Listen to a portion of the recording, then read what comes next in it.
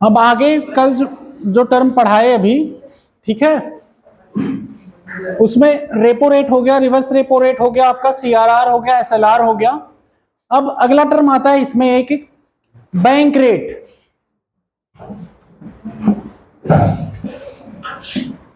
या बैंक दर कहते हैं, ठीक है। बैंक रेट जो यूज किया जाता है ये लॉन्ग टर्म लोन के लिए यूज किया जाता है, ठीक है। Repo rate, reverse repo rate, ये सब जो यूज हुए शॉर्ट टर्म के लिए, और ये लॉन्ग टर्म के लिए यूज होगा, ठीक है। अभी हम शॉर्ट टर्म में कौन कौन से टूल यूज होते हैं, लॉन्ग टर्म में कौन सा, वो अभी एक लिस्ट आउट करवा देंगे बाद में। अभी जो लिखवा रहे हैं अभी पढ़ लो ये, ठीक है। अभी एक्चुअली में ये किस पे फोकस कर रहे हैं, क्वांटिटेटिव पे, क्लियर। बैंक रेट क्या हुआ, ये लॉन्ग टर्म लोन के लिए है।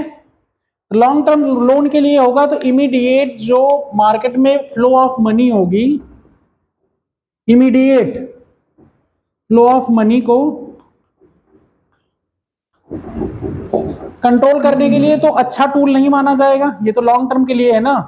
लॉन्ग टर्म के लिए जो चीजें लोन दी गई या लोन ली गई, तो ये किस पे, इसमें क्या आरबीआई लोन देता है, जिसका ज्यादातर रेपो रेट से 1% ज्यादा होता है। हाँ, रेपो रेट से प्लस 1% ज्यादा होता है। बैंक रेट जिसपे क्या करती है आरबीआई, बैंकों को लोन देती है लॉन्ग टर्म के लिए। बैंक रेट का मतलब ये हुआ रेपो रेट से 1% ज्यादा। मान लिया रेपो रेट 6% है, तो बैंक रेट क्या होगा 7%। आरबीआई 7% पे लोन किसे देगी, बैंकों को, किस लिए, 1 साल से ज्यादा वाले लोन के लिए। अब तक क्या था, 1 साल से कम वाले लोन के लिए, इमीडिएट लोन के लिए। इसीलिए रेपो रेट और रिवर्स रेपो रेट का फर्क फ्लो ऑफ मनी पे कंट्रोल करने, इमीडिएट हमें महंगाई कंट्रोल करने के लिए, immediate flow of money control करने के लिए कौन सा टूल यूज हो रहा है, repo rate and reverse repo rate, या सीआरआर या एसएलआर, ये सब चीजें। लेकिन बैंक रेट क्या है, ये लॉन्ग टर्म के लिए है ना, इसका फर्क आज डालेंगे तो कब का जाएगा, फर्क पड़ेगा मनी का, फिर पैसे आएंगे कि नहीं, ये सब चीजें, इतनी टूल ये यूज नहीं होता है। रेपो रेट और रिवर्स रेट रेपो रेट को एक टर्म और यूज किया जाता है उसके लिए, उन दोनों को मिक्सचर में, LAF, लिक्विडिटी एडजस्टमेंट फैसिलिटी, चल निधि समायोजन सुविधाएं।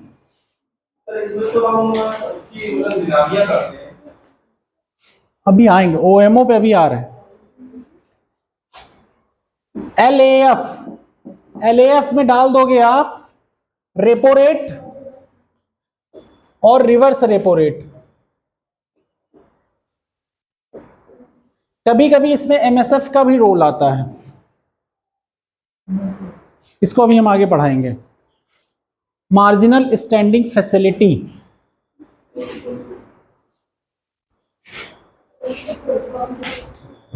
MSF का मार्जिनल स्टैंडिंग फैसिलिटी, सीमांत अस्थायी सुविधा, अस्थायी सुविधा होगी, स्टैंडिंग, हाँ स्थायी। ये हो गया बैंक रेट, ये हो गया LAF अगर आता है लिक्विडिटी एडजस्टमेंट फैसिलिटी, उसका हिंदी सब बता दिया। अब उसके बाद आप ये चीजें इसमें आती हैं, ठीक है, नोट फॉर्म में लिख लेना। बैंक रेट लॉन्ग टर्म के लिए होता है, उसमें रेपो रेट 1% ज्यादा होता है। अब अगला टर्म आता है open market operation, open market operations,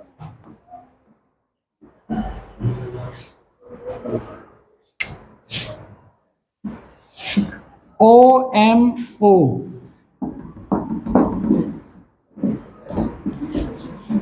open market operations, खुला बाजार, यस, खुला बाजार परिचालन भी कह सकते हो, खुले बाजार की क्रियाएं भी कह सकते हो। खुला बाजार परिचालन, ठीक है। ओएमओ खुला बाजार, मतलब आप समझ रहे हो, मार्केट में ओपन।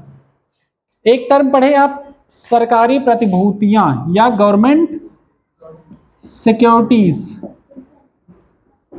जीसेक भी कहते हैं गवर्नमेंट सिक्योरिटी को। कभी कभी जीसेक लिखा रहे उसको आप यही टर्म हिंदी इंग्लिश दोनों में लिखा रहेगा, बता दे रहे हैं। जब जीसेक लिखा है ना, यूपी वाले स्पेशली, यूपी पीसीएस में अगर कहीं लिख दिया गया हिंदी में जीसेक तो समझ जाना गवर्नमेंट सिक्योरिटी है, कंफ्यूज मत हो जाना। जीसेक लिख दिया जाएगा, सेक थीटा कॉस थीटा मत पढ़ने लगना, ठीक है। Government securities, government securities OMO में गवर्नमेंट सिक्योरिटीज को क्या किया जाएगा? ओएमओ का भी काम वही होगा, पैसे का फ्लो कंट्रोल करना, ठीक है। यहां पे क्या करेगा? गवर्नमेंट सिक्योरिटी पब्लिक को बेचेगा और खरीदेगा। अगर गवर्नमेंट सिक्योरिटी को पब्लिक को बेचा गया तो मार्केट से पैसे लिए गए, फ्लो कम हो गया, मार्केट से पैसे कम हो गए ना, लोगों के पास खरीदने की क्षमता, क्रय शक्ति कम हो गई, पैसे नहीं है ना लोगों के पास, क्रय शक्ति कम हुई, डिमांड घट गई, डिमांड घट गई ना, तो क्या हुआ? ये ओपन मार्केट ऑपरेशन एक हुआ। अब उल्टा गवर्नमेंट अपनी गवर्नमेंट सिक्योरिटी खरीदना चालू कर दे। अब लोग खरीदेंगे क्यों गवर्नमेंट सिक्योरिटी? गवर्नमेंट क्या कहेगी, मान लिया कोई फेस वैल्यू, ट्रेजरी बिल मान लिया है, treasury bill always, treasury bill बताओ अभी बताएंगे, ठीक है। कोई मान लिया बॉन्ड है, कोई भी एक, आप प्रॉमिसरी नोट बनाइए, आप कहिए इस पे 100 रुपए लिखा है, ठीक है, हम इसको अभी 80 रुपए में बेच रहे हैं, और जब 1 साल बाद आपको हम 100 रुपए दे देंगे जो फेस वैल्यू है, तो आप यहां पे खरीदेंगे कि नहीं? ये 80 रुपए में खरीद लेंगे ना, यही गवर्नमेंट सिक्योरिटी हुई। एक तरह से प्रॉमिस नोट, प्रॉमिसरी नोट, किसकी तरफ से? गवर्नमेंट की तरफ से। गवर्नमेंट क्या कह रही है, जो फेस वैल्यू पे लिखा है पैसा ना, इसको हम देंगे, लेकिन अभी हम इसको डिस्काउंट पे बेच रहे हैं, डिस्काउंट दे रहे हैं ना, या कई बार ये कहते हैं कि इस पे हम इतना इंटरेस्ट रेट देंगे, अभी 100 रुपए खरीद लो, हम जब होगा तो 110 रुपए 100 इतना देंगे, ऐसा भी करती है। बट ज्यादातर होता है 100 रुपए वाले में केस, यही वाला डिस्काउंट रेट पे, ठीक है, शॉर्ट टर्म वाले में। ओपन मार्केट ऑपरेशन में क्या किया इन्होंने, जब गवर्नमेंट सिक्योरिटी, अब ये 100 रुपए ये देने लगी, अब ये 100 रुपए देना चालू की, तो आप क्या करेंगे?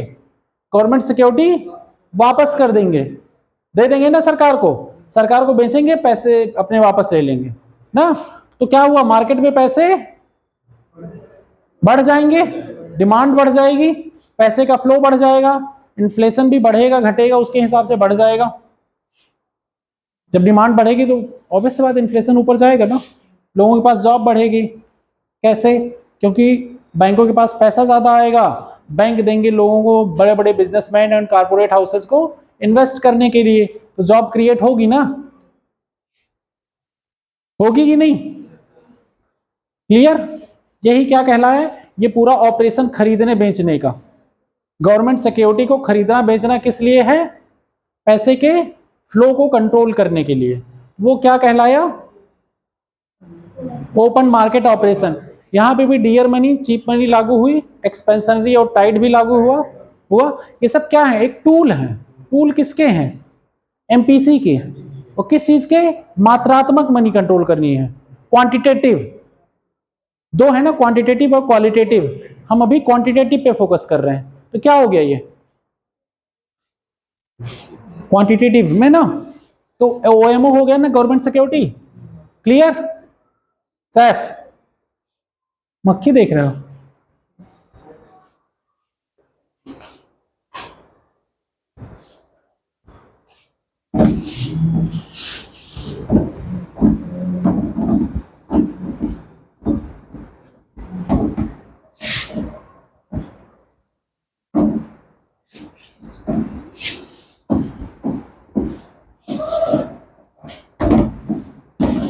डस्टर से ज्यादा अच्छा तो कपड़े साफ हो रहा है ये ना, डस्टर से गंदा हो जा रहा है। लग रहा है कॉटन कपड़े और मंगवा के रखवाने पड़ेंगे यहाँ।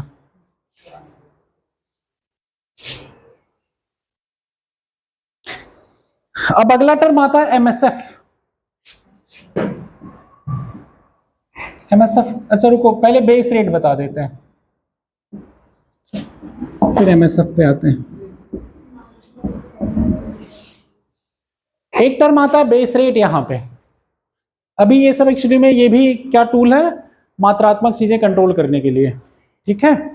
बेस रेट में क्या करती है, आरबीआई बैंकों से कहती है एक फिक्स रेट है, मतलब आप कोई भी लोन देंगे 6% से कम इंटरेस्ट पे नहीं देंगे।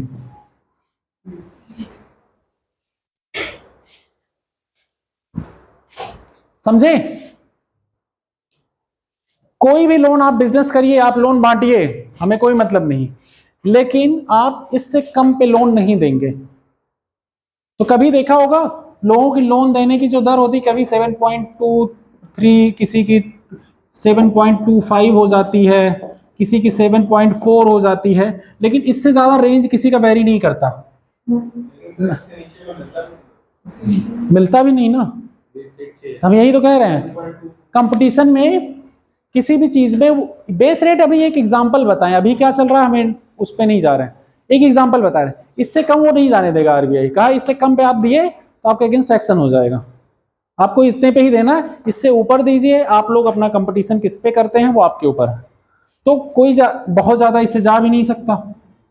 अब ये लोग कस्टमर फोकस करते हैं, कहाँ पे आपको इससे ज्यादा मिल जाएगा, उसके अलावा क्या क्या फैसिलिटी दे सकते हैं, कहाँ टाइमिंग दे सकते हैं, उस हिसाब से ये लोग लोन बांटते हैं बैंक पब्लिक को। समझे बेस रेट का मतलब? एक रेट तय कर दे, बेस रेट, उससे ऊपर आप जाओ कुछ लिमिट तक, उससे ऊपर जाओगे दूसरा बैंक कम में दे रहा है तो क्यों जाएंगे, आपके पास बिजनेस ही कम हो जाएगा। तो आप कंपिटेटिव बेसिस पे यहाँ पे लोन देते रहोगे। अगर यहाँ पे ये बेस रेट डिफाइन ना हो तो लोग क्या करें, नहीं भाई आओ हम 4% पे ही दे रहे हैं बहुत सारा लोन, अब बहुत सारा लोन ये दे दिए एक साथ ही, तब भी 4% पे उतना ही पैसा वो कमा रहे हैं।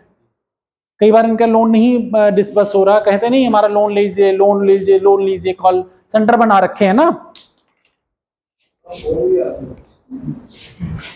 हाँ सेठ जी आपके पास तो आते होंगे। आरबीआई डिसाइड करता है, नहीं आरबीआई डिसाइड करती है, इनकी अपनी कमेटी होती है, आरबीआई कहती है बैंकों को, ठीक है। ये एमपीसी नहीं डिफाइन करती, आरबीआई एक्चुअली में अपने रूल्स में ये है।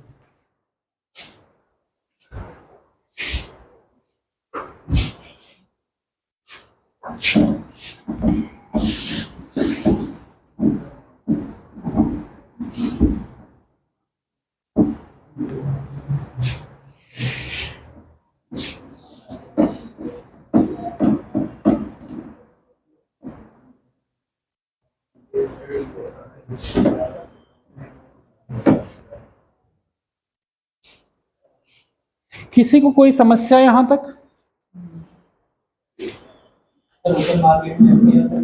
है?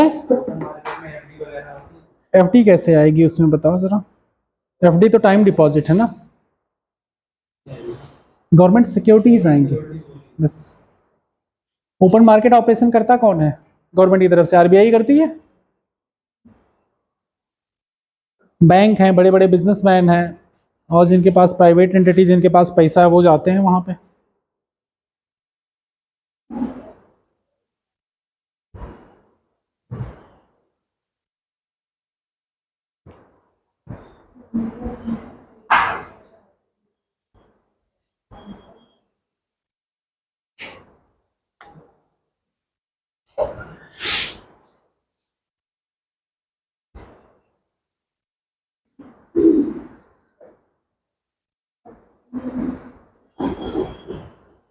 किसी को कहीं कोई दिक्कत?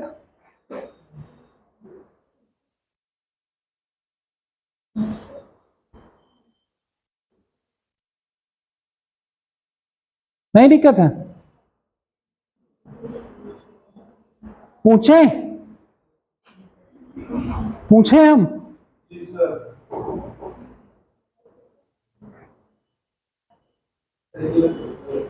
हैं?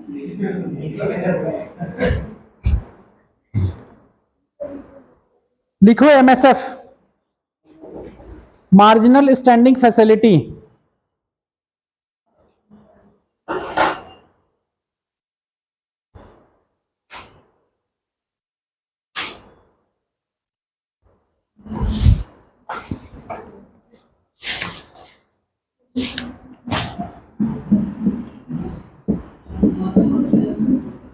मार्जिनल स्टैंडिंग फैसिलिटी, हिंदी इसकी बोलो अरुण।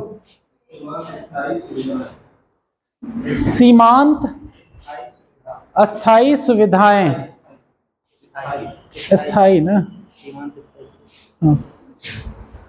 सीमांत अस्थाई सुविधा, इसमें एक्चुअली में इमीडिएट लोन बैंकों को मिलते हैं। इसमें एक्चुअली में किसी गवर्नमेंट सिक्योरिटीज की जरूरत नहीं होती है। पहला टर्म ये हो गया। ये भी शॉर्ट टर्म लोन के लिए यूज किया जाता है, बैंक आरबीआई से लेने के लिए। यहां भी आरबीआई और बैंक ही इन्वॉल्व है। यहाँ पे गवर्नमेंट सिक्योरिटीज का उतना डिमांड नहीं होता, बस कुछ आपका, हाँ कॉमर्शियल बैंक से कुछ आपका एक्चुअली में टर्नओवर 100 करोड़ या 500 करोड़ कुछ ऐसे है, उसमें टर्म दिया है। और यहाँ पे जो इंटरेस्ट रेट रखा जाता है रेपो रेट से 1+ ज्यादा, रेपो रेट +1, मतलब अगर रेपो रेट 6% है तो ये 7% होगा। ये महंगा होता है, लेकिन इसमें फायदा क्या है, इमीडिएट जल्दी प्रोसेस होगा, इसमें कोई कोलेटरल की इतनी जरूरत नहीं पड़ेगी, जबकि रेपो में पड़ रही है ना गवर्नमेंट सिक्योरिटीज की। और ये इमीडिएट है, और इसका एक लिमिट है कुछ 100 करोड़ या 1 करोड़ से ऊपर के लोन के लिए, छोटे लोन के लिए नहीं है ये बड़े लोन के लिए है। इसकी कोई लिमिट है, क्या दिया है लिमिट, एक्चुअली में चेंज होती रहती लिमिट। कितनी लिमिट दिया है इसकी, कितने से ऊपर लोन के लिए, बुक में है, बुक है किसी के पास, एमएसएफ में?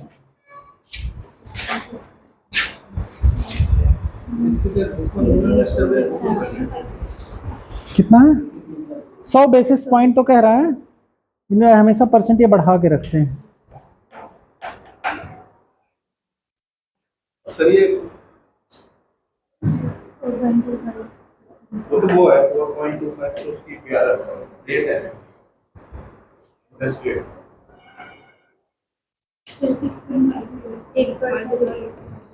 एक बात ये लिख लेना इसमें, ये 2011 से लागू की गई है। हाँ, इसके पहले नहीं थी ये टूल, इसमें दिया नहीं है, वो मैं देख लूंगा बता दूंगा। इसमें कितने लोन दिए जाते हैं, किससे एक लिमिट होती है, वो हम बाद में बता देंगे। अभी आप लिख लो, इसमें रेपो रेट से 1% ज्यादा होता है और 2011 से इसे लागू किया गया है। ये भी टर्म किसके आता है, एलएएफ के अंदर, लिक्विडिटी एडजस्टमेंट फैसिलिटी जो लिखवाए थे ना उसमें आता है ये, ठीक है।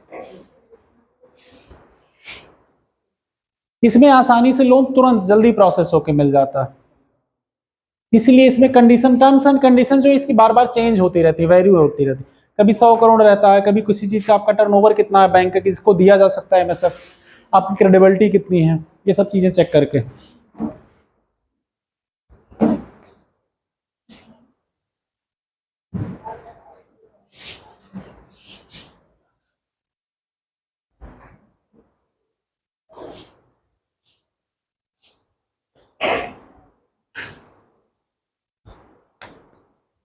अगला टर्म इसमें आएगा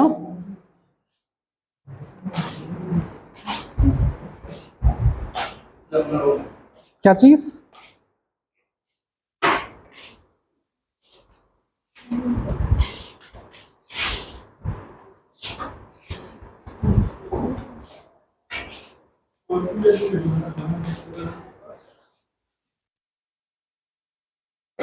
Hawking's stand, Hawking's stands, Hawking's Hindi में भी हॉकिस ही है।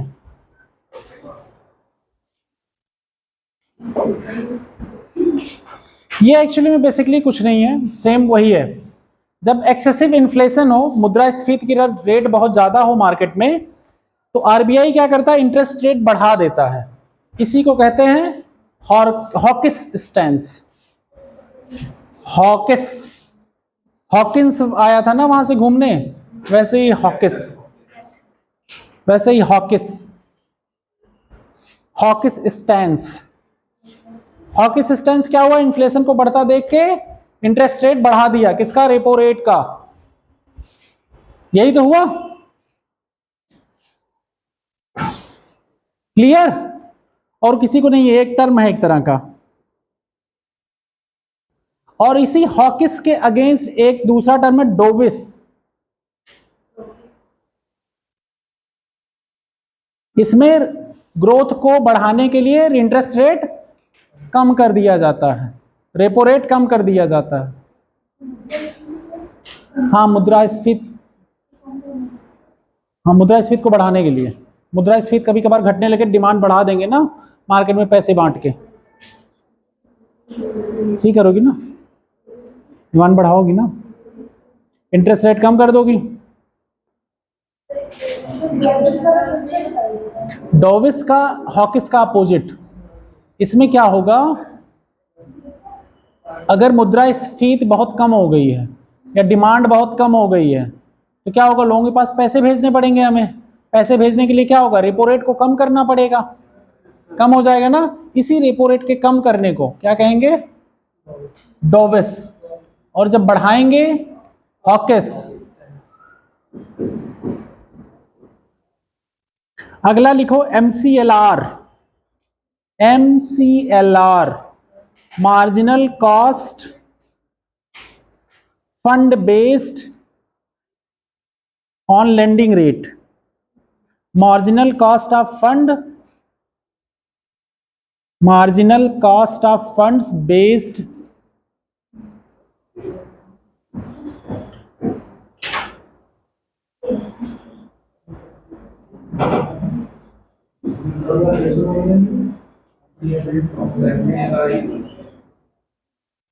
क्या बोलते हैं, हिंदी बहुत टफ होगी, सीमांत बोलते हैं मार्जिनल को। MCLR ना, उसकी हिंदी लिखा ही नहीं होगा क्योंकि हिंदी इसकी नहीं आई थी कहीं पे। MCLR क्या, marginal cost of funds based on lending rate. यह एक मिनिमम इंटरेस्ट रेट है जिससे कम पे कोई, अब बेस रेट और इस पे भी कंफ्यूजन होगा तुम लोगों को, जिससे ये देखो ये मार्जिनल कॉस्ट पे है, जो मार्जिनल सीमांत सेविंग होंगी उस पे रेट से कम है, और वो जो है वो बेस रेट था टोटल पे, टोटल कॉस्ट ऑफ फंड पे था, ये मार्जिनल कॉस्ट ऑफ फंड है।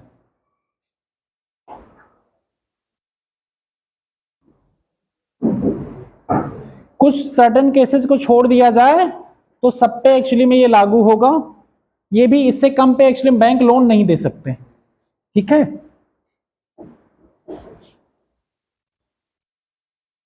और ये इंटरनल, ये बेंचमार्क MCLR वाला बेंचमार्क जानते हो किसके द्वारा डिसाइड किया जाएगा, बैंक के द्वारा खुद। बैंक का अपने इंटरनल कमेटी होगी, वो खुद डिसाइड करेगा। बेस रेट से कम पे तो नहीं जाना है। अब लेकिन मान लिया बेस रेट RBI ने फिक्स कर दिया 7%, अब बैंक को बिजनेस करना, बैंक की अपनी कमेटी इंटरनल बनी, उसने डिसाइड किया कि हम 7.2 से नीचे नहीं जाएंगे। 7 से नीचे तो जा ही नहीं सकते, लेकिन उनको भी अपना कुछ अपना बिजनेस का जो प्रारूप सब डिसाइड हुआ किस पे, 7.2। कुछ उनका कॉस्ट अपना लग रहा है लोन देने का, कुछ बैंक रन करने के पैसे चाहिए, उनके पास कितना अमाउंट है अपना, तो उन्हें अपनी भी तो इकोनॉमी देखनी है, अपनी जो कंडीशन है इंटरनल। मान लिया RBI ने डिसाइड कर दिया सारे बैंकों के लिए एक तरफा रूल, एक समान रूल डिसाइड कर दिया ना, तो बेस रेट हो गया। अब MCLR पे इंटरनल कमेटी की आप बैठी, मान लिया शांति के पास अपना एक बैंक चल रहा है, तो RBI ने कह दिया भाई आप 6% से कम पे लोन नहीं दे सकते, लेकिन शांति की कंडीशन ये है कि ये 6.5 से कम पे नहीं दे सकते, 6.5 से कम पे देंगे तो इनका घाटा हो जाएगा। बात समझे, इनकी कोई कमेटी बनी तो ये 6.5 रेट क्या होगा, MCLR 0.5 बैंक के पास नहीं है, 6.5 एक्चुअली में आपकी कॉस्ट बेनिफिट रेशियो ही नहीं बन रहा। आप अपना बैंक जो परिचालन कर रहे हैं उसमें जो खर्चा लग रहा है, जो आप पैसे ले रहे हैं कहीं से पैसे बांटने के लिए, उन सबका जो आपका बैलेंस शीट बन रही है उसमें घाटा हो जाएगा ना। अगर 6% 6.1 6.2 पे देंगे, तो आपने अपनी कमेटी बनाई है इंटरनल, और तब आपने डिसाइड क्या किया, भैया इससे कम पे तो नहीं देंगे, इससे कम पे दिए तो हमारा बैंक डूब जाएगा। समझे आप, एक तो बेंचमार्क हो गया आरबीआई का, समझे। अब उसके बाद आरबीआई ने सारे बैंकों, अब सारे बैंकों की कंडीशन एक जैसी थोड़ी है, नहीं है ना। कुछ बैंक कम पे दे सकते हैं 6.1 पे, कुछ ज्यादा पे दे सकते हैं। तो उन्होंने क्या डिसाइड किया, मार्केट में बने रहने के लिए कुछ अपना चीजें उन्होंने अपनी एनालिसिस की, उनकी अपनी इंटरनल गणित। भाई बिजनेस करने के लिए अपनी गणित तो लगानी पड़ेगी ना। अपनी गणित आप लगाए कि भाई इससे कम पे हम लोन नहीं देंगे। लोन देने की दर तो क्या होती है कि इतने पे लोन मिलेगा, लेकिन कभी कभी हम देखते हैं अगर हमारा ज्यादा लोन होता है तो वो थोड़ा सा रेट कम भी कर देते हैं। हाँ कम कर देते हैं, क्योंकि आप ज्यादा लिए, इंटरेस्ट रेट में पैसे उतने मिल जा रहे हैं ना। भाई 100 रुपए पे 4 रुपए कमा रहे हो ना, 1 मिनट, 100 रुपए पे आप 4 रुपए कमा रहे थे, 4% लोन था, मान लिया। अब आपने 200 रुपए क्या 500 रुपए ले लिया लोन, हमें कितने रुपए मिल रहे हैं, 20 रुपए मिल रहे हैं ना। हमने 2 रुपए छोड़ दिया, थोड़ा डिस्काउंट दे दिया ना, कस्टमर भी खुश हम भी खुश, फायदा तो हमें हो ही रहा ना। लेकिन कस्टमर हमारा बड़ा है, पैसे ज्यादा ले रहा है भाई। अब सेठ लोग जैसे अरुण ले रहे हैं, कह रहे हैं हम ज्यादा ले लिए, हमें डिस्काउंट मिलता है। अरे मैं बता, हाँ तो बताया तो मैंने, एग्जाम्पल दिया, तो एग्जाम्पल तो दे रहा हूं मैं।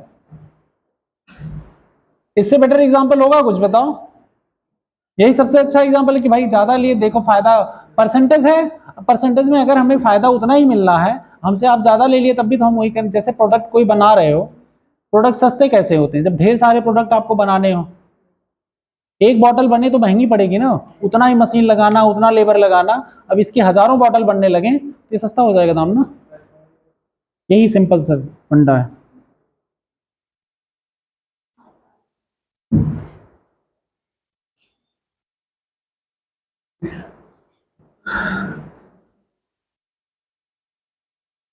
क्या हुआ,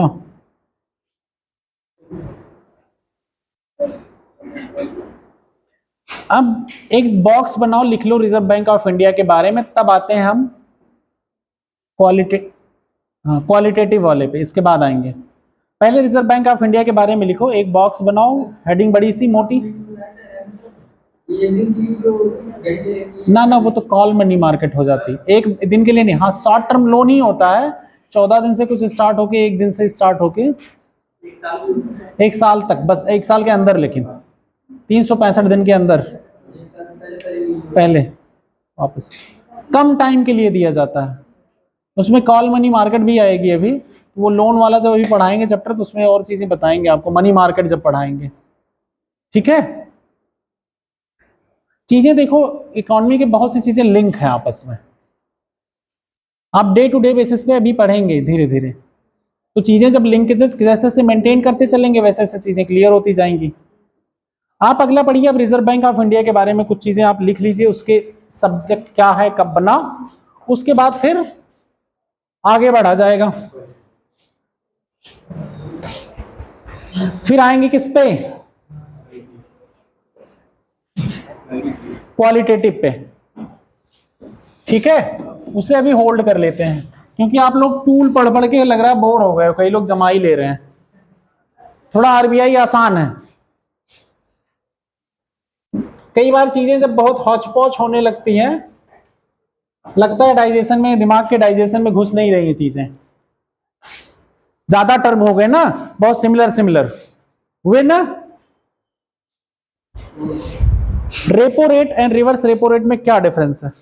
रेपो रेट में हम बैंक जो होता है वो इंटरेस्ट रेट पे लोन लेता है, हाँ रिवर्स में RBI. Yes good. Bank rate and repo rate में क्या डिफरेंस है Alok, bank rate and repo rate में क्या अंतर है। सर रेपो रेट होती है सर, वो बैंकों को लोन देती है, ठीक है सर। सभी bank rate and repo rate में क्या अंतर है। रेपो रेट में सर बैंक है, बैंकों को लोन दिया जाता है जी, और बैंक रेट में, बैंक रेट में सर ये उससे 1% ज्यादा पे लोन दिया जाता है।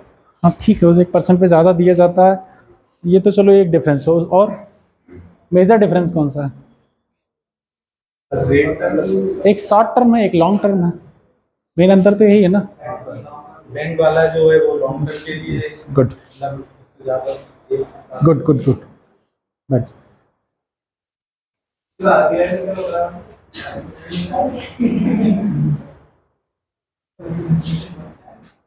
आरबीआई कब से फंक्शन में आया? 1935 से। और इसका एक्ट कौन सा है? 1934। ठीक है, ये पहले इंपीरियल बैंक ऑफ इंडिया था ना, पहले था ये इंपीरियल बैंक ऑफ इंडिया, बाद में ये बन गया सेंट्रल बैंक अथॉरिटी। इसको कहते हैं बैंकर्स ऑफ बैंक भी, बैंकर्स ऑफ बैंक। और इसको क्या कहते हैं? गवर्नमेंट का बैंक, गवर्नमेंट बैंक। इसमें स्टेट गवर्नमेंट और सेंट्रल गवर्नमेंट दोनों शामिल हैं।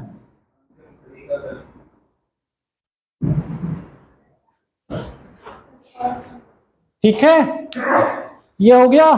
और ये बैंकों को रेगुलेशन का भी काम करता है, रेगुलेटरी बॉडी हुई है। ठीक है, इसको पावर किससे मिलती है? बैंकिंग एक्ट 1949 से, बैंक को रेगुलेट करने की।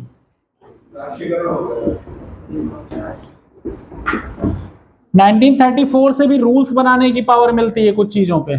बैंक की जो कमेटियां आरबीआई के जो अंदर इंटरनल स्ट्रक्चर हैं, वो कहां से गवर्न होते हैं? 34 से। लेकिन जो इसको पावर आती है बैंकिंग को गवर्न करने की, वो 1949 से आती है। 1934 में इसका निजीकरण तो बताया तो आपको 35 से ये रन अप हुआ, वो लिखा तो मैंने 34 एक्ट से 35 में ये आया ना पिक्चर में।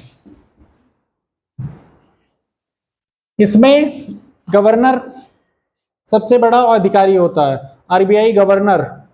इसके लिए एक्चुअली में कोई स्पेसिफिक एलिजिबिलिटी क्राइटेरिया नहीं है। ठीक है, ये गवर्नमेंट अपॉइंटी होता है जनरली। अभी 3 साल का टर्म कहा गया कि 3 साल के लिए फिक्स रहेगा, लेकिन ये भी गवर्नमेंट के ऊपर होता है। ठीक है, गवर्नमेंट इनको अपॉइंट करती है। और आरबीआई एक स्टैट्यूटरी बॉडी है, संवैधानिक नहीं, सांविधिक, सांविधानिक या सांविधिक कहते हैं ना उसको, संस्था है। ठीक है, इसके अंदर मॉनेटरी पॉलिसी हो गया, पैसे का फ्लो हो गया। इसके पास पावर और कौन सी है? मुद्रा प्रिंट करने की, मनी प्रिंटिंग की। और ये पैसे कहां से कमाती है? ये जो बैंकों को रेपो रेट, एमएसएफ, इन सब पे जो पैसे देती है, उसी से पैसे कमाती है, या फाइन लगा के वहां सबसे ये पैसे कमाती है, इसी से ये अपना खर्चा निकालती है। इसका भी अपना बिजनेस प्रारूप है भाई।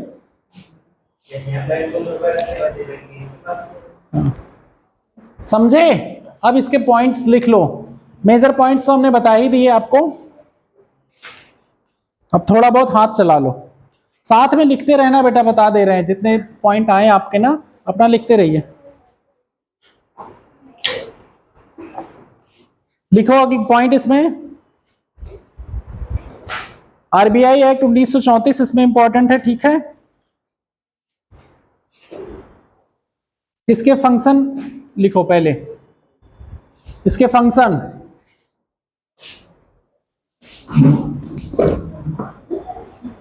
फंक्शन लिखो इसके।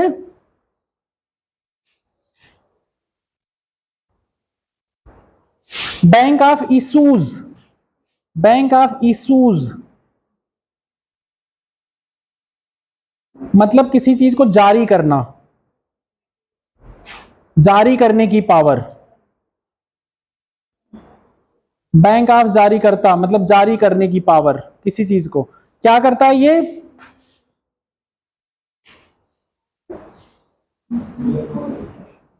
इसको बैंक नोट इशू करने की पावर है, बैंक नोट जारी करने की पावर है। और गवर्नमेंट ऑफ इंडिया के बिहाफ पे, बिहाफ मतलब समझ रहे हो, गवर्नमेंट ऑफ इंडिया के बिहाफ पे कॉइन और 1 रुपए का नोट का सर्कुलेशन करने की भी पावर इसी के पास है। ठीक है, इसका काम है।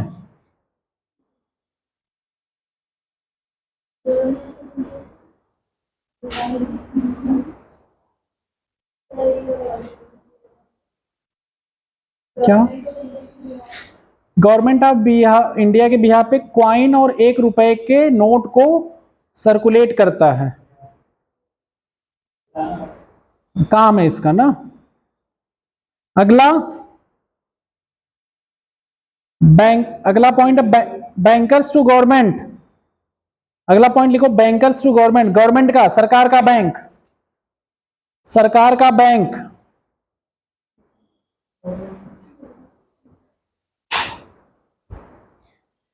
या गवर्नमेंट के बिजनेस रिसीव मतलब पैसे रिसीव करेगा, पैसे इसके गवर्नमेंट के बिहाफ पे पे करेगा।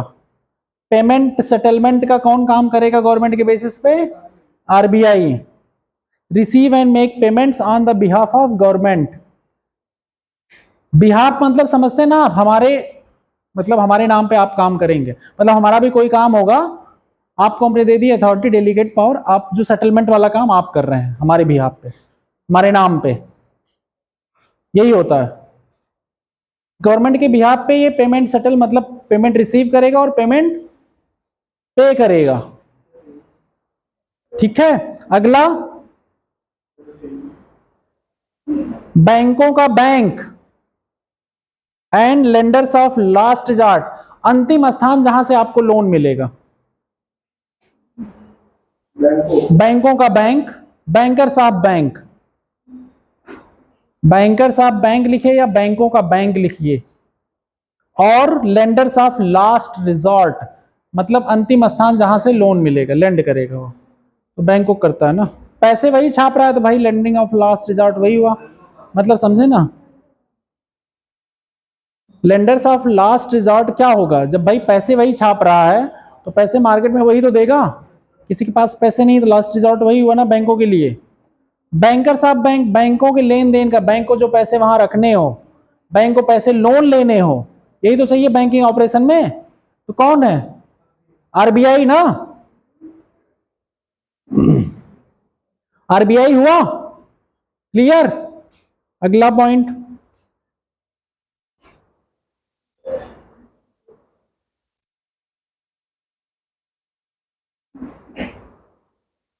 या एजेंट और एडवाइजर है गवर्नमेंट का।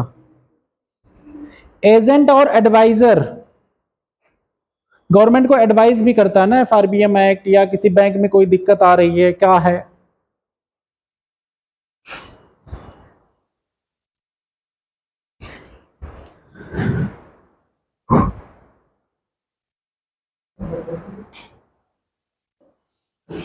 गवर्नमेंट को एडवाइस करता है कि कब आप गवर्नमेंट सिक्योरिटी इशू करिए, ट्रेजरी बिल कब इशू करिए, इन सब चीजों के लिए, ओपन मार्केट ऑपरेशन के लिए। गवर्नमेंट सिक्योरिटीज को गवर्नमेंट के बिहाफ पे बेचता है ना, खरीदता है वो, तो इन सब पे वो एडवाइस करता है गवर्नमेंट को, उसके बाद काम करता है।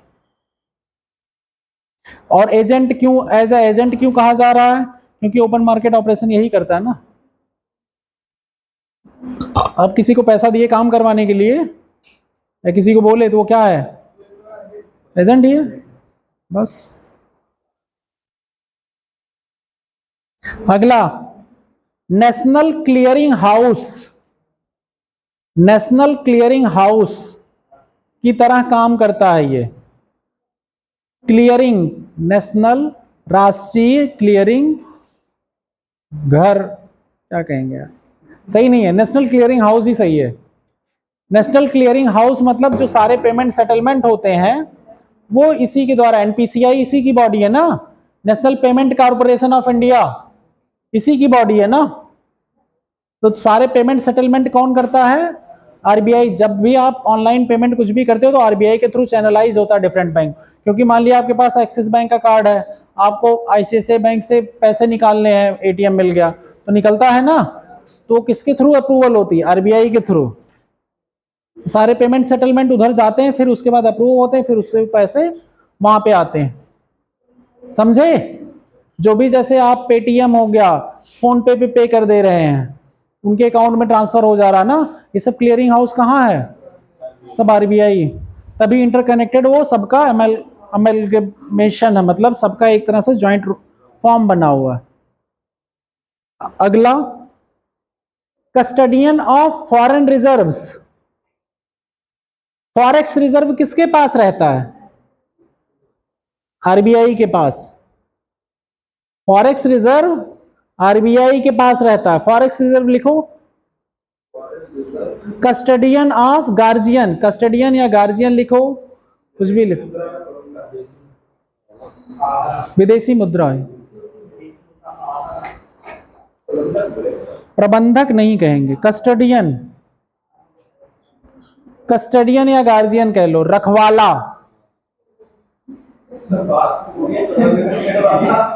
प्रबंधन मतलब अलग चीज है ना।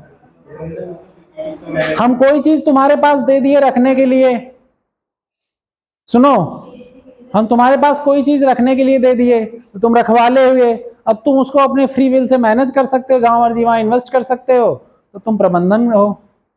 समझे मतलब अंतर? दोनों में अंतर हुआ ना?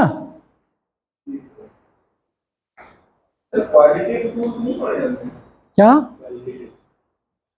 बताया तो अभी पढ़ाएंगे। बीच में देखे सबको जमाई आ रही थी नए नए टर्म सुन के, तो फिर मैंने सोचा बीच में फिर आरबीआई को लिखवा देता हूं, फिर उसके बाद आता हूं अगले पे। लिखो। फॉरेक्स रिजर्व में एक्चुअली फॉरेक्स मार्केट से जो आता है, जो भी फॉरेक्स है मतलब फॉरेन रिजर्व, विदेशी मुद्रा, वो किसके पास भंडारित रहेगी? आरबीआई के पास। ये सब फंक्शन लिखवा रहे हैं आरबीआई के, ठीक है। अगला है सुपरवाइजरी फंक्शन, सुपरवाइजरी कार्य। सुपरवाइजरी मतलब समझते हो आप? सुपरवाइजरी तो ऐसे समझते हो, हिंदी नहीं आती ना इसकी। सुपरवाइजरी मतलब समझ रहे हो ना केशव? सुपरवाइज करना समझ रहे हो ना? है तब क्या, तब लिख लो। जब सब समझ रहे हो सुपरवाइज करना, सुपरवाइजरी फंक्शन, तो हिंदी जानने की जरूरत का कहां? यार हमें पता है दादा, नमाज 1 बजे से भी होती है, 3 बजे से भी होती है। हम ये नहीं कहेंगे, उस दिन भी हमारे सामने क्या नाम वो बोले थे तुम्हें, सर बोले थे ना हिस्ट्री वाले। चलो ठीक है जाओ।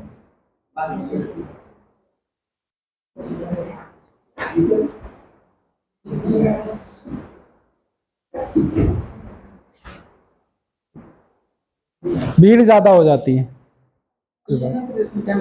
कोई बात नहीं। सुपरवाइजरी फंक्शन में कहा जा रहा है बैंकों को क्या करता है? सुपरवाइज करता है। बैंकों के लिए रूल बना रहा था ना सब, बैंक का लाइसेंस भी जारी करता है ये, बस लिख लो, वही लिख लो। बैंकों को सुपरवाइज करता है, बैंकों के फंक्शन को।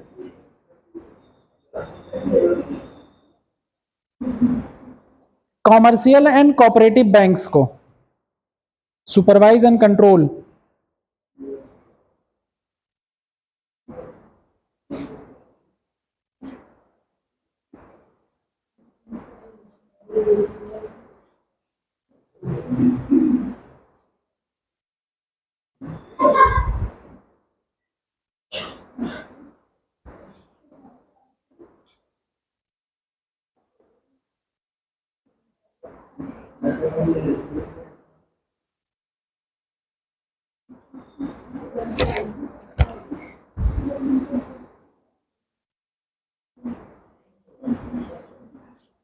कोई फंक्शन किसी को और याद आ रहा है?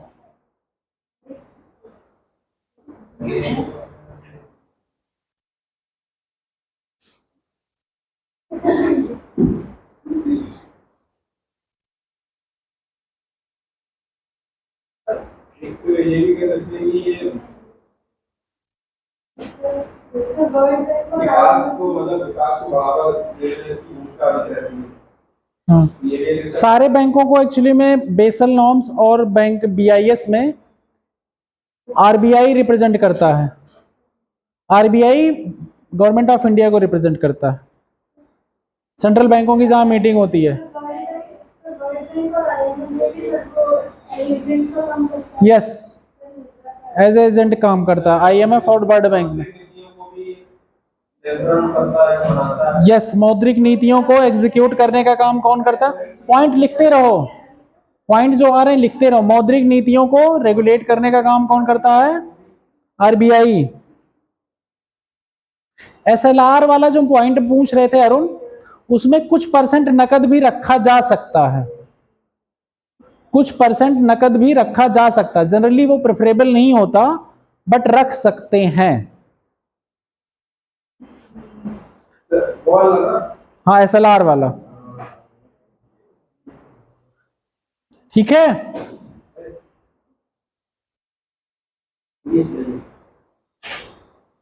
कुछ परसेंट नकद भी रख सकते, पूरा लेकिन नहीं, कुछ परसेंट। उसमें भी एक्चुअली में आपको क्लैरिफाई करना पड़ेगा। ये नहीं कि आपको एसएलआर में पूरा परसेंटेज नकद ही रख दीजिए, नकद नहीं पूरा रख सकते। थोड़ा बहुत आपने नकद रख लिया, कोई बात नहीं।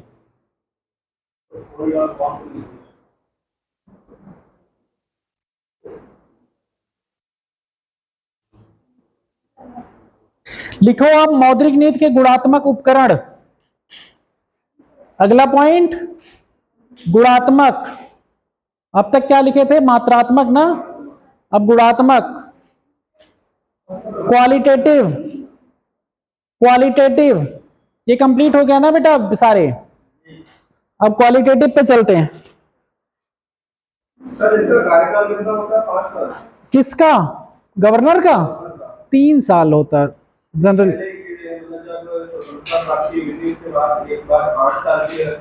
वो बीच बीच में चेंज हुए, अभी 3 साल है।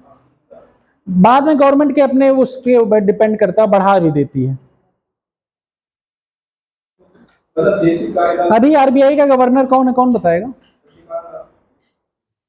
गुड। अच्छा, हम एक क्वेश्चन पूछने वाले हैं।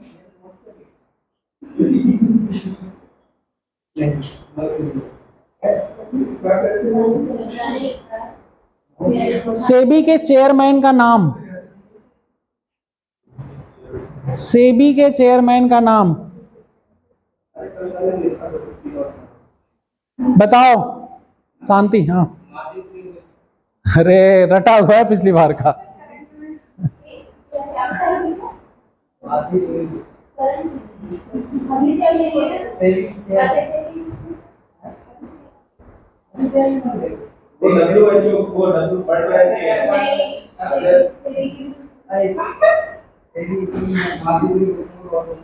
वर्ल्ड बैंक का हेडक्वार्टर कहाँ है? वर्ल्ड बैंक का हेडक्वार्टर कहाँ है पूजा? विश्व बैंक का हेडक्वार्टर कहाँ है? Geneva, London, Washington DC, New York.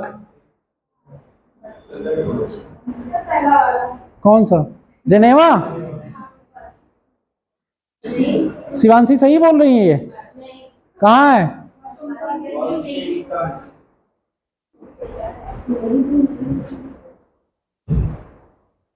SEBI के कौन बताया थे आपने? इंद्रापुरी। यार तुम्हारी आगे सीट पे बैठा है, उसी ने बताया, पूछो उससे।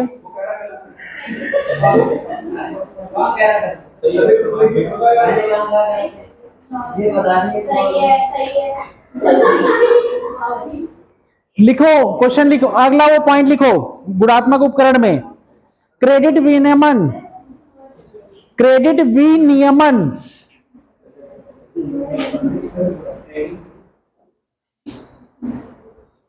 क्रेडिट विनियमन, विनियमन, ठीक है। क्रेडिट विनियमन में ये हुआ, अगर आप देखोगे बैंक क्या करते हैं,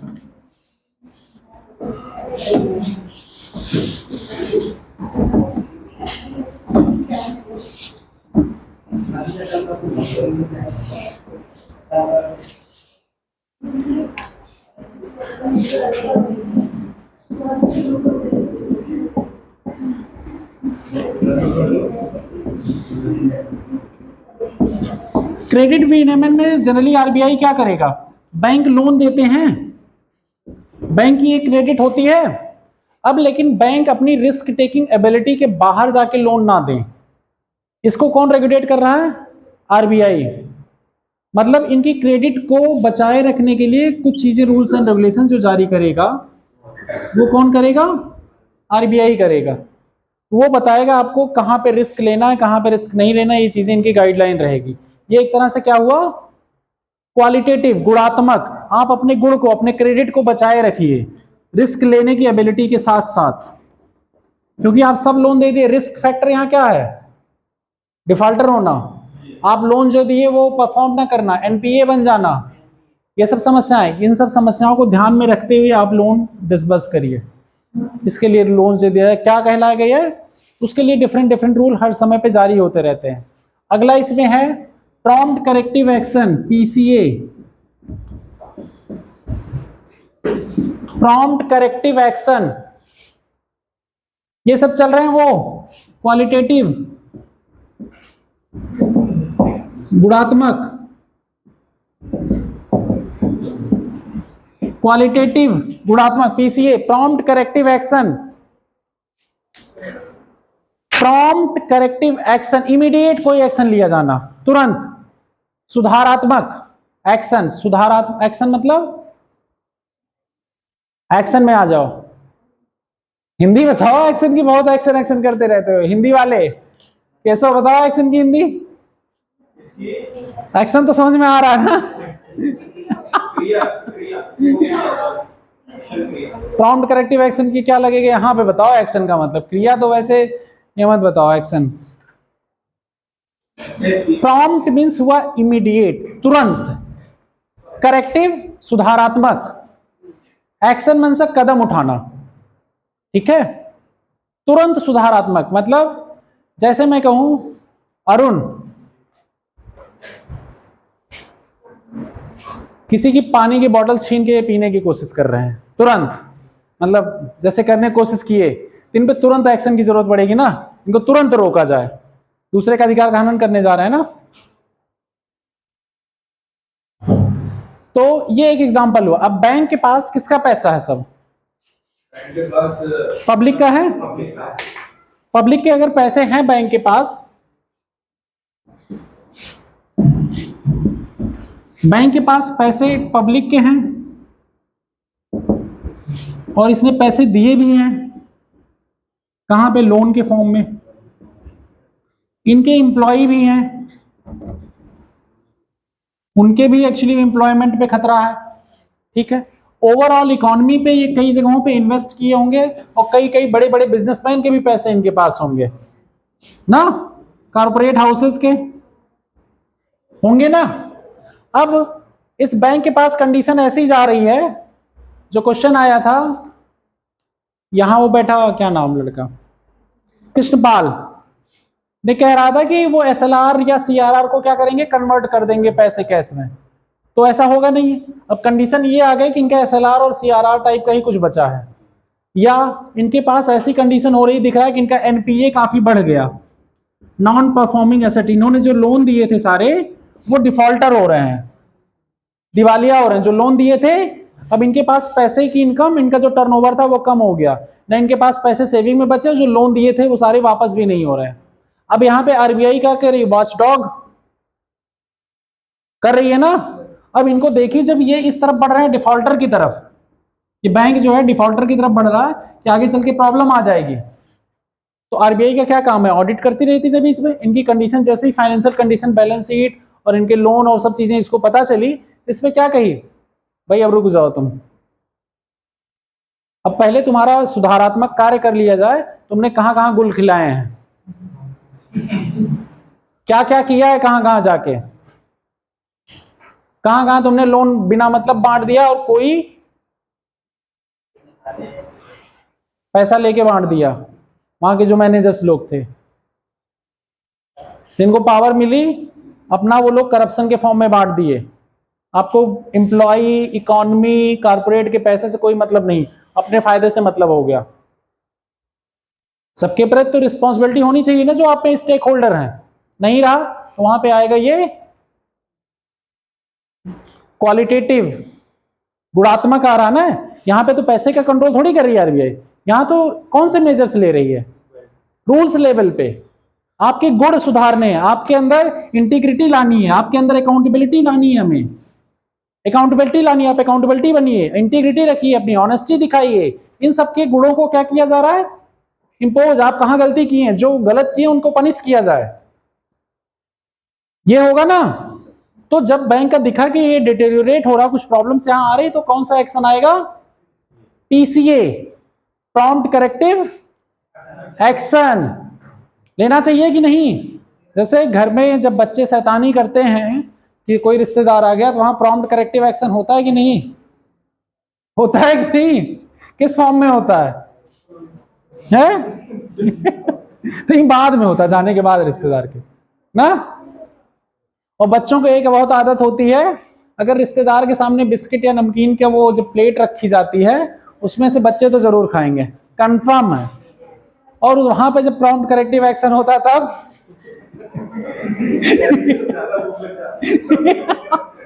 होती है कि नहीं प्रॉम्प्ट करेक्टिव एक्शन? बाद में। तो इसीलिए इमीडिएट सुधार की जरूरत क्या बताई जाती है? हर चीजों को बचपन से सिखाया जाता है ना, किस तरह बैठो, किस तरह बिहेव करो। किसी के यहाँ जाओ तो पता चले पूरी प्लेट अच्छी लग गई तो साफ कर दो, तो घर वाले आके घर पे पिटाई कर रहे हैं, तो तुम्हें घर पे ये चीज नहीं मिलती है? होता है ना। सर इसलिए 4-5 बार मना कर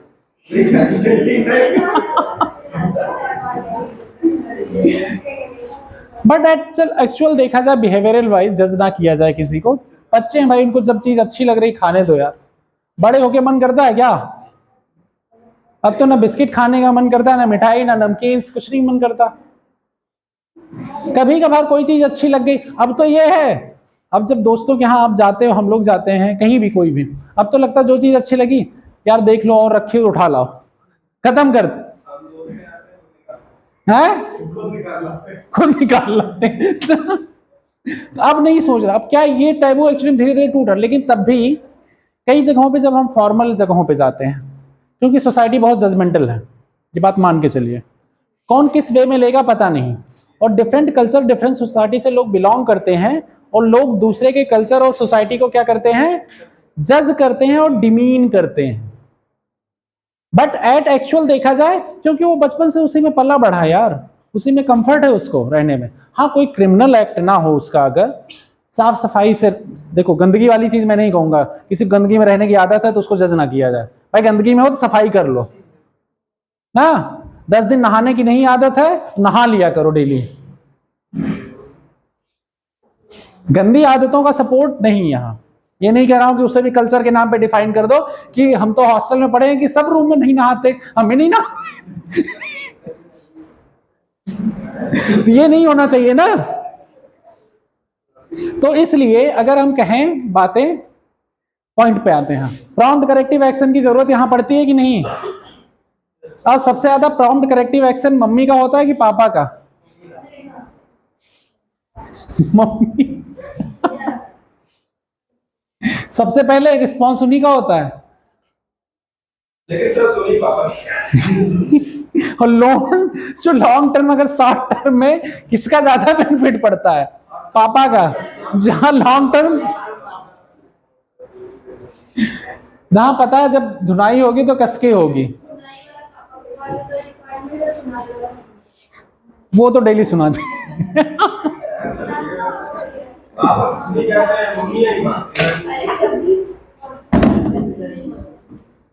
अगला पॉइंट है इसमें, पॉइंट लिख लिए ना, क्रेडिट विनिमय और प्रॉम्प्ट करेक्टिव एक्शन, मतलब भी लिख लिए ना, क्या होगा? इमीडिएट रिस्पॉन्स करना, वो लिख लो एग्जांपल के तौर पे, ठीक है।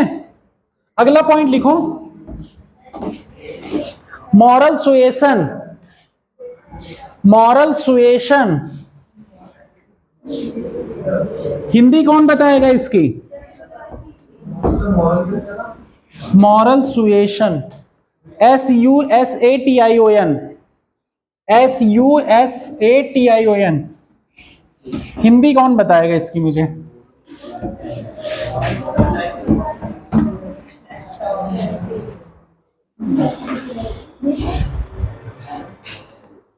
मॉरल सुएशन, नैतिक सलाह, नैतिक सलाह।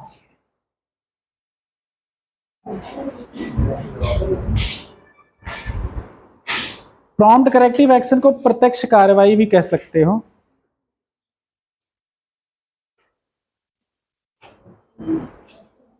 तो कार्रवाई तो आरबीआई के द्वारा होगी।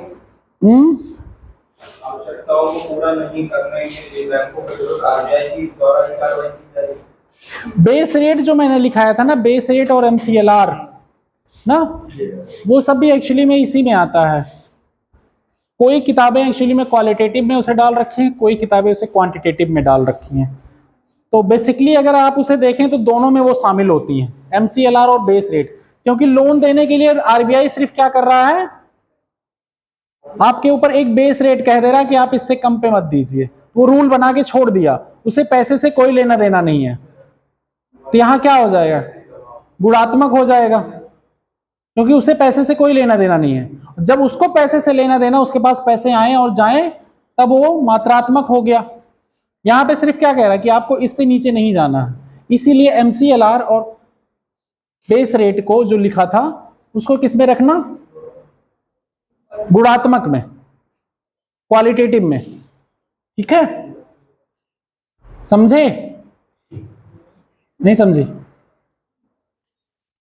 बेस रेट और एमसीएलआर पे क्या था कि एक इससे कम पे लोन नहीं दे सकते, यही इतना आरबीआई ने डिफाइन किया था। आरबीआई को एक्चुअल में पैसे से कोई लेना देना नहीं था ना, पैसे से कोई लेना देना नहीं था। तो उन्होंने क्या किया, आरबीआई ने इतना कह के छोड़ दिया, आप लोन दीजिए चाहे लीजिए, जो मर्जी आप करिए, लेकिन इससे कम पे मत दीजिएगा। ठीक है, वो रिस्क टेकिंग एबिलिटी, यहाँ पे एक रूल बना के छोड़ दिया। अब यहाँ पे कोई मात्रा का कंट्रोल किया नहीं, जनरली देखा जाए डायरेक्टली। जैसे गवर्नमेंट सिक्योरिटी अगर खरीदा बेचा तो वहाँ तो पैसे मार्केट से लिया फिर दिया, ये हुआ, रेपो रेट में पैसे दिया, फायदा कमाया। यहाँ पे तो ऐसा कुछ नहीं रहा। एमसीएलआर भी वही है, क्रेडिट एक बेस है बैंकों का, वहाँ भी आरबीआई से कोई लेना देना नहीं है, वो अपने फायदे के लिए वर्क कर रहे हैं। बेस रेट भी उनको जिस पे फायदा होगा वो उस पे लोन डिस्पर्स करेंगे, नहीं करेंगे। तो ये इनका क्या है, गुणात्मक चीजें हैं। लेकिन कई लोग यहाँ कहेंगे कि अगर पैसे जो है मात्रा मनी तो कंट्रोल ही हो रही है, अगर बेस रेट डिफाइन कर दिया, उससे कम डिफाइन करता तो ज्यादा लोन दे लेता वो बैंक। ये भी तो क्वेश्चन आएगा ना यहाँ पे। बट एक्चुअल देखा जाए, इसीलिए इसको डिफ्रेंशिएट करने में कई बार क्या होता है, लोग गुणात्मक और या तो मात्रात्मक में डालते हैं, लेकिन ज्यादा बेटर है अभी गुणात्मक, क्योंकि आरबीआई को डायरेक्टली कोई इन्वॉल्वमेंट नहीं है यहाँ पे। आरबीआई को पैसे से कोई लेना देना नहीं है। जैसे बाकी में क्या है, मात्रा कंट्रोल का आरबीआई खुद पार्टी बन जाता है ना, जबकि यहां नहीं है, वहां पब्लिक से बैंक का है लेना देना, आरबीआई से लेना देना नहीं है, इसीलिए। ठीक है, अगला पॉइंट मॉरल सुएसन, मॉरल क्या नाम, मॉरल सुएसन, नैतिक सलाह। देखो नैतिक सलाह ये होती है, जो भी मॉनेटरी पॉलिसी आरबीआई ने बनाया, मौद्रिक नीति जो भी आरबीआई ने बनाया, ये किसके पास जाती है, बैंक के पास। बैंक से ये कहां जाएंगी, पब्लिक के बीच जाएंगी। अब आरबीआई जितने रूल्स बनाएंगे वो किस पे बनाता है, रूल्स बनाता है बैंक्स के लिए। अब बैंक्स कई रूल्स इसमें से फॉलो किसी टाइम करेंगे, किसी टाइम नहीं कर रहे हैं, कुछ चीजों पे फॉलो करेंगे, लेकिन कौन सा रूल्स किस टाइम। जैसे रेपो रेट कह दिया गया यहां पे, रेपो रेट पहले 6% था, आरबीआई ने इसे घटा के 5% कर दिया। ठीक है, अब क्या हो गया, यहां से ये एग्जांपल नहीं लेते, 6 से 7% कर दिया, 6 से 7%। रेपो रेट बढ़ाने का मतलब क्या हुआ यहां पे, ठीक, चलो 6.5%, ठीक है, 6 से 6.5% कर दिया आरबीआई ने। अब 6 से 6.5% करने का पर्पज क्या था, मार्केट में पैसे का फ्लो कम करना, ठीक है ना, बैंक को आरबीआई से लोन लेने के लिए डिस्करेज करना, हुआ ना। और बैंक क्या करें, जिससे बैंक के पास पैसे की कमी हो और बैंक पब्लिक को पैसे कम दे। बट अब यहां इतना कम परिवर्तन होता है कई बार, 6% या 7%, जो भी बैंक के पास अगर कहीं से कुछ पैसे पड़े हैं, बैंक क्या कर रहा है, कंटिन्यूस तब भी लोन दिए जा रहा है, पैसे तो रहते हैं ना, बैंक बड़ी एंटिटी हुई। अब इमीडिएट आज आरबीआई ने लागू किया और इन्होंने लोन देना कम नहीं किया, लोन बढ़ाते जा रहे हैं, तो इसका ट्रांसमिशन क्या हुआ यहाँ पे पब्लिक के बीच में? नहीं हुआ, रुक गया नहीं बैंक के पास तक। बैंक ने वहां से लोन नहीं ले रहे हैं, कहीं और से पैसे उठा रहा है बैंक, आपस में इंटर बैंकिंग पैसे ले रहे हैं, या कहीं मार्केट वगैरह में कहीं और सोर्स एक्चुअली में जो इसके पास प्रॉफिट हुई है उससे दे रहे हैं। तो ये हुआ क्या, नहीं ट्रांसमिशन हो पा रहा पूरी तरह से, ये प्रॉब्लम आ रही है। अब आरबीआई के गवर्नर क्या करेंगे, यहाँ पे जाएंगे कहीं बड़ी मीटिंगों में या कहीं पब्लिक प्रेस कॉन्फ्रेंस करेंगे, तो मॉरल ऑब्लिगेशन सेट करेंगे बैंक के ऊपर कि इकोनॉमी में रोल सबका होता है, सब लोगों को मिलकर काम करना चाहिए। अगर इसका एसेंस, हमारा इंटेंशन बहुत क्लियर है, तो ये चीजों को पब्लिक तक जाने देना चाहिए, यही सब बोलेंगे ना। फॉर एग्जाम्पल, कई लोगों को, अभी तो लोगों की एज में भी होता होगा, मम्मी पापा में एक, अगर किसी बच्चे की शादी कराना चाहते हैं, उसको तैयार कर, एक लोग सपोर्ट में रहेंगे, एक लोग अपोज में रहेंगे ना, जिससे बच्चे की दोनों पॉइंट निकल के कहाँ आ जाए, पेरेंट्स के पास।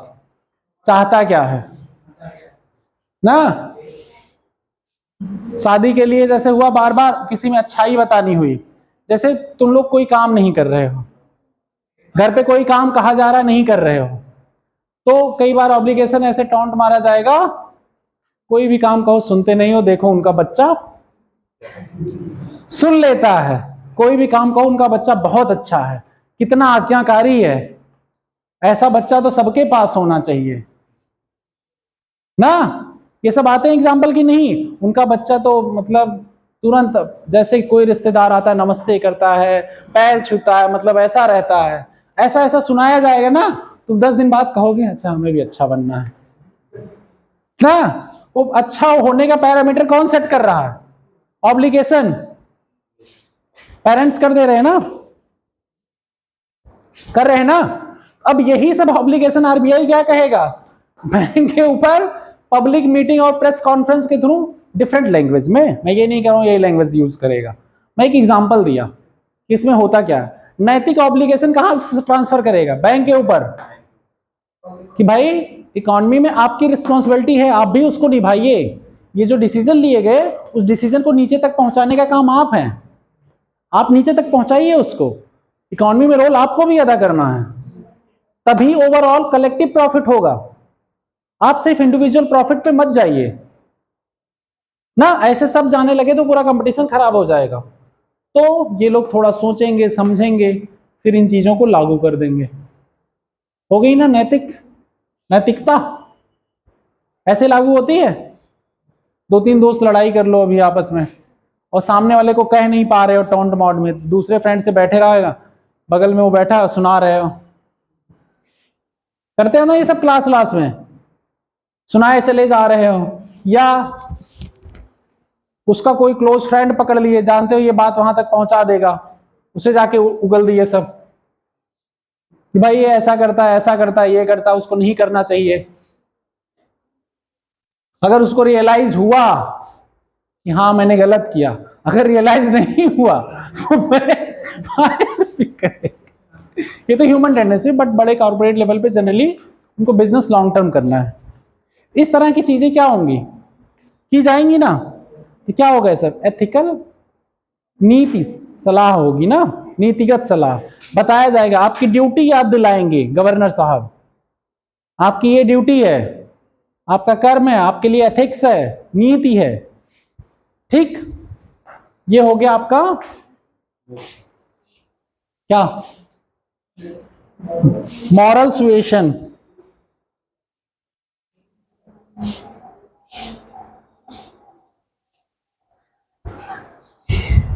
अब इसमें हमने आरबीआई हो गया, आपका मौद्रिक नीतियां हो गई। अब अगला पॉइंट लिखेंगे बैंक, अगर कुछ होगा बीच में तो हम और नोट करा देंगे। अब लिखो पॉइंट बैंक,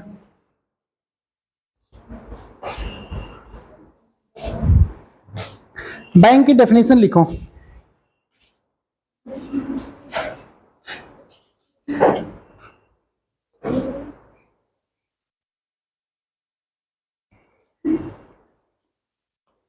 क्या हुआ?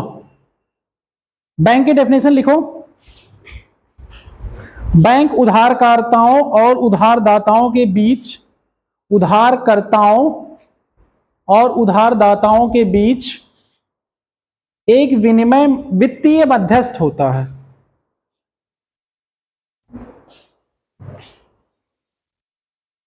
इंग्लिश बोले, लेंडिंग और बोरोइंग के बीच, लेंडर और बोरोवर, लेंडर और बोरोवर के बीच एक फाइनेंशियल मीडियम होता है, वित्तीय मध्यस्थ, वित्तीय मध्यस्थ होता है। यार हिंदी में बोल रहे हैं, तेजी से लिखो, तुम लोगों की मदर टंग है।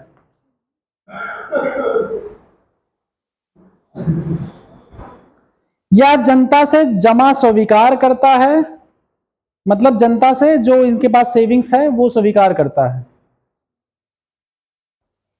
और व्यवसायों व्यवसायों मतलब बिजनेस और उपभोक्ताओं कंज्यूमर्स को ऋण प्रदान करता है, लोन देता है।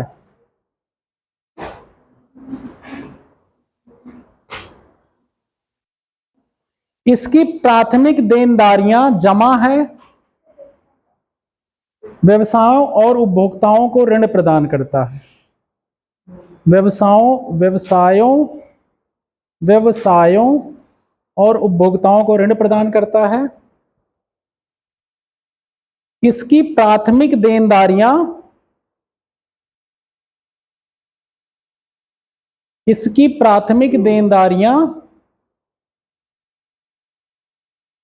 जमा है, मतलब सेविंग्स जमा है, और प्राथमिक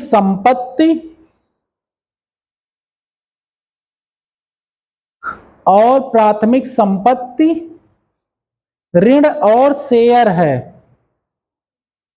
ऋण और शेयर है।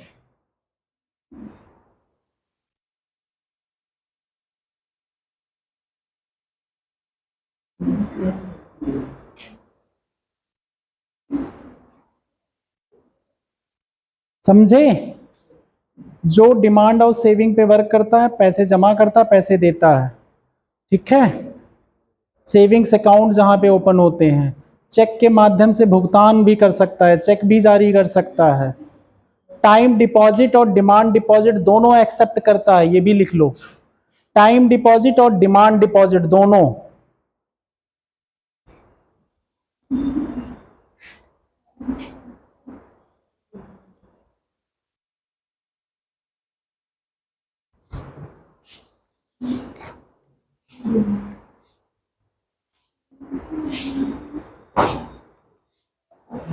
ठीक, आगे वाला बैंक का जो ट्री डायग्राम है वो कल बनाएंगे। अब आगे बैंक की चीजें पढ़ाएंगे, किस टाइप के बैंक होते हैं, कैसे होते हैं। बट अभी जो हमने क्वेश्चंस दिए थे 50-50 करने को आप लोगों को, ठीक है, वो किए होंगे मोस्ट प्रोबेबली। अब आरबीआई वाले जो ये मॉनेटरी पॉलिसी वाली कराएगी, ये भी कर लेना है, प्लानिंग वाला कर लेना है आप लोगों को, ये क्वेश्चंस। ठीक है, अब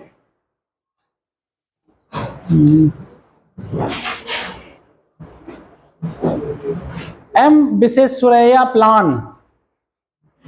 एम विश्वेश्वरैया प्लान का मेन फोकस क्या था अरुण? एम विश्वेश्वरैया प्लान का मेन फोकस क्या था और कब आया था? मतलब मेन फोकस ये था कि औद्योगिक क्षेत्र में, खड़े हो जाओ, तुम खड़े हो जाओ। कब आया था? हैं?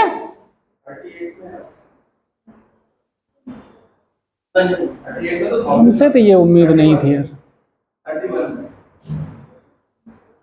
31 तो है उसमें एक ईयर, लेकिन 31 में आया नहीं था, माना नहीं गया था। क्यों बताओ?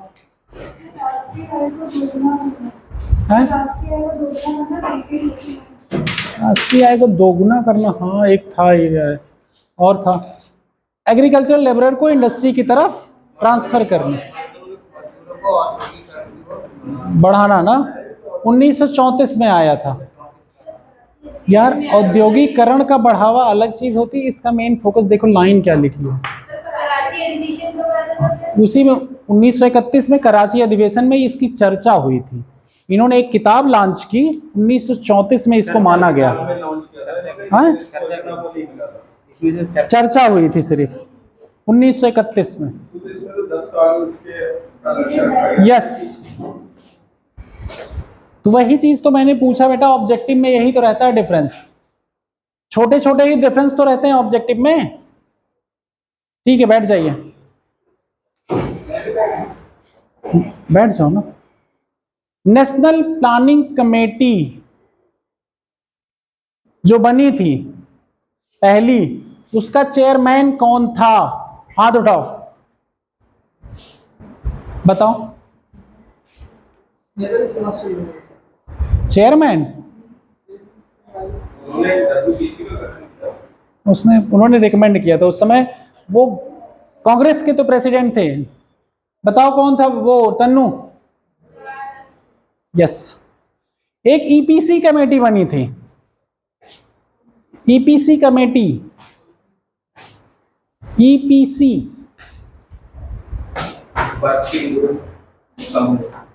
ईपीसी प्लानिंग कमीशन किस कमेटी के रिकमेंडेशन पे बना था? इसी के पे था ना, ईपीसी। देखो शॉर्ट फॉर्म बोल रहे हैं, नहीं भूल गए? देखो प्लानिंग कमीशन स्टार्टिंग में जहां पे लिखे हो ईपीसी लिखवाए थे कि नहीं? यस। तब अच्छा ये बताओ, यूपी पीसीएस में वो शॉर्ट टर्म पूछता है कि नहीं लिख के? मैच मेकिंग में देता है, मैच मेकिंग में देता है, हिंदी इंग्लिश दोनों में वही लिखा रहता है, वही लिखा रहता है, इस बात का ध्यान रखना। केसो, प्लानिंग कमीशन कब आया? प्लानिंग कमीशन कब बना है? खड़े हो जाओ, इनको करेक्ट करो, कब बना? 1918। खड़े रहो तुम भी, तुम बताओ।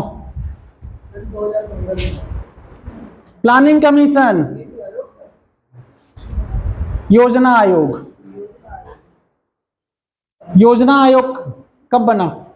योजना आयोग पूछ रहे हैं। यस, बैठ जाओ। कब?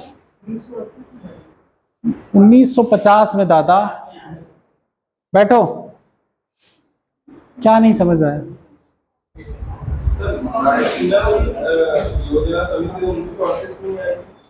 कौन सी? हम प्लानिंग कमीशन पूछ रहे हैं दादा, कब बना योजना आयोग? तुम्हें भी नहीं पता थी ये बात? हमने कितनी बार पूछा प्लानिंग कमीशन, तो वो बोला, तो उससे क्या मतलब, वो गलत बोल रहा। बॉम्बे प्लान कब आया था? बताओ, खड़े जाओ।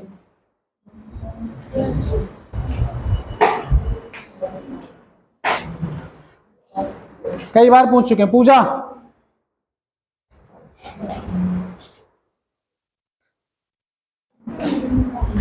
तुम्हें भी नहीं पता?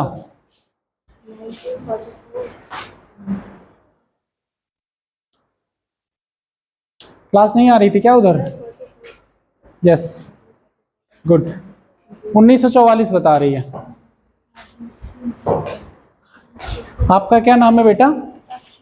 हैं? साक्षी। ओके।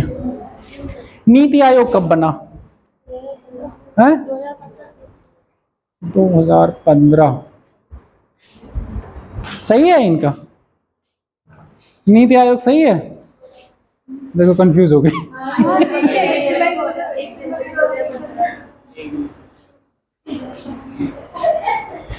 क्या हुआ?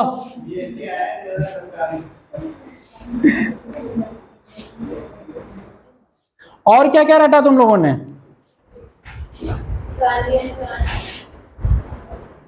Gandhian plan.